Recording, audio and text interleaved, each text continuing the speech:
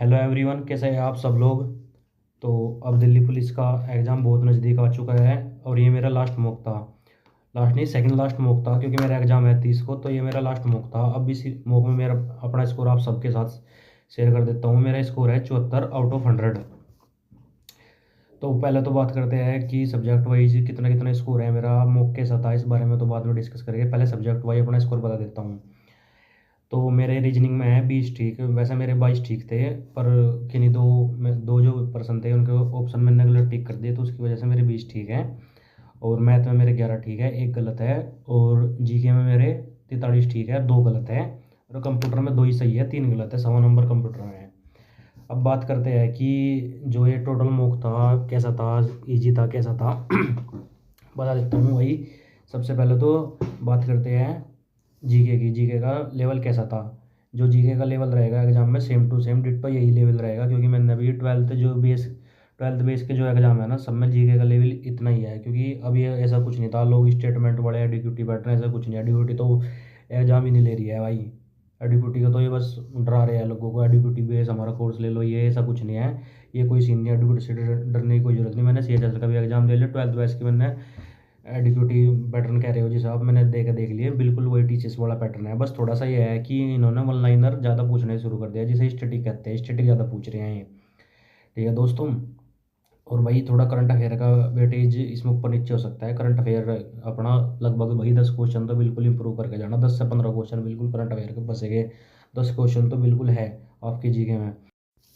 तो दोस्तों जीके से डरने की बिल्कुल भी जरूरत नहीं है कि स्टेटमेंट वाले क्वेश्चन आएंगे, ये आएगा वो आएगा, ऐसा कुछ नहीं है। बस अपनी करंट अफेयर के 10-12 नंबर पक्के करके जाना, मंथली मैगजीन पढ़ के जाना।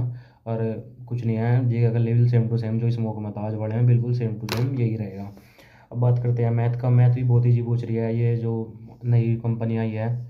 ये मैथ भी बिल्कुल सही लेवल था, मैथ का भी रीजनिंग का भी सही लेवल था। और जो मैंने ट्वेल्थ बेस का एग्जाम दिया है सीएचएसएल वगैरह, सबका यही लेवल रहा है, दिल्ली पुलिस जैसा ही।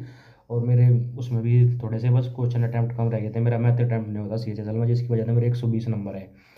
बिल्कुल बहुत ईजी पेपर था, और मेरे हिसाब से बिल्कुल दिल्ली पुलिस का लेवल भी यही रहेगा।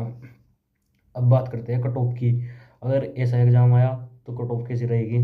अब मैं बता देता हूँ कि जो अगर पेपर का जो लेवल भी थोड़ा बहुत इंक्रीज हुआ ना, तो मुश्किल से ऐसा होगा 10% लेवल इंक्रीज हो सकता है। 10% से बिल्कुल भी इंक्रीज नहीं होगा, जैसा आज के मॉक में था, RWA के 14 तारीख वाले मॉक में था। बता देता हूँ कि बस बिल्कुल मुश्किल से 10% लेवल इंक्रीज हो सकता है, इससे ज़्यादा लेवल इंक्रीज नहीं होगा पेपर का। उसके हिसाब से अब कट ऑफ की बात करते हैं, कट ऑफ कितनी रह सकती है। कट ऑफ कट ऑफ बता देता हूँ कि भाई अगर ये जो आज मॉक था, जो जिन बच्चों के 65 से ऊपर नंबर है, 65 से ऊपर जितने भी 80 तक, वो भाई बिल्कुल सेफ खेल रहे हैं, क्योंकि इसके बाद फिजिकल भी होगा। इसमें बहुत सारे बच्चे निकल जाते हैं, लंबी कूद ऊंची कूद बिल्कुल डायरेक्ट एकदम रेस के एकदम बात करवाते हैं। तो मेरे हिसाब से बिल्कुल सेफ स्कोर है जिसके 65+ है। और जिसके 60+ भी है ना, वो फाइट में है भाई, ऐसा नहीं कह सकते कि वो फाइट में नहीं है, क्योंकि 60 ऐसे बहुत सारे बच्चे होते हैं जो 60+ के होते हैं। और तो मैंने आप सबको बता दिया है कि भाई बिल्कुल भी अब लास्ट मॉक जिसने दे लिया, अब इसके बाद जिसका 20 तक एग्जाम है वो मॉक बिल्कुल ना दे। और जो ज़्यादा करे इसके बाद बस जिसका 20 या 22 तारीख के बाद में है, वो अपना 20-22 तारीख तक मॉक दे ले, उसके बाद में मॉक ना दे। बिल्कुल अपना जो चीज़ है पिछली उसको रिवीजन करके जावे भाई। और रिवीजन ही सबसे बड़ी की है, क्योंकि आप भूल जाते हैं, वो आप क्या सभी भूल जाते हैं, मैं भूल जाता हूँ। तो इसलिए भाई आप रिवीजन करके जाओ एग्जाम में, और मॉक वॉक के ज़्यादा चक्कर में ना पड़े। मॉक बस इसलिए होता है क्योंकि आपने अपनी देख लिया कि एग्जाम में बैठने के बाद में आपका हाइपरनेशन तो नहीं है। बस ये चीज़ थी। और कट ऑफ बता देता हूँ। अगर पेपर का लेवल थोड़ा बहुत इंक्रीज हुआ, 5 से 10 लेवल इंक्रीज भी हुआ, तो कट ऑफ यही रहेगी मेरे हिसाब से। अप्रोक्सीमेटली कट ऑफ ही इसकी 65 के आसपास रहेगी पहली। अब इससे 5-7 ऊपर नीचे मेरे हिसाब से तो 65 कट ऑफ रहेगी। ये 65 कट ऑफ पे ओबीसी के हिसाब से बता रहा हूँ, जनरल की 2-4 नंबर ऊपर नीचे। 65 में एक जनरल कट ऑफ बता रहा हूँ, उसके हिसाब से SC ST आप 5-7-10 नंबर ऊपर नीचे कर सकते हैं। और यही बिल्कुल सेम रहेगा, आप भी देख लेना, जिस दिन रिजल्ट आएगा यही रहेगा। क्योंकि उन्होंने भी एकदम फिजिकल एकदम बात करवाते हैं, और फिजिकल 6 मिनट में बच्चे जो पढ़ाई वाले बच्चे होते हैं उनमें फिजिकल लगता नहीं है। जो आर्मी की तैयारी करके आते हैं, जिन्होंने पहले रेस करी हुई है, वे तो कर देते हैं।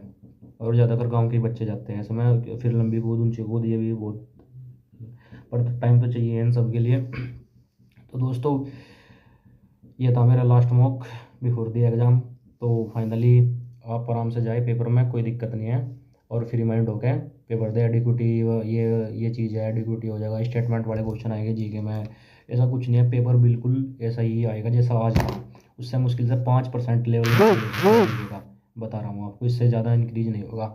आप भी देख लेना, आप भी अपने भाई को याद रखोगे कि सही बताया था कि पेपर का लेवल वही है जो मैं बता रहा हूँ। ठीक है दोस्तों, तो धन्यवाद।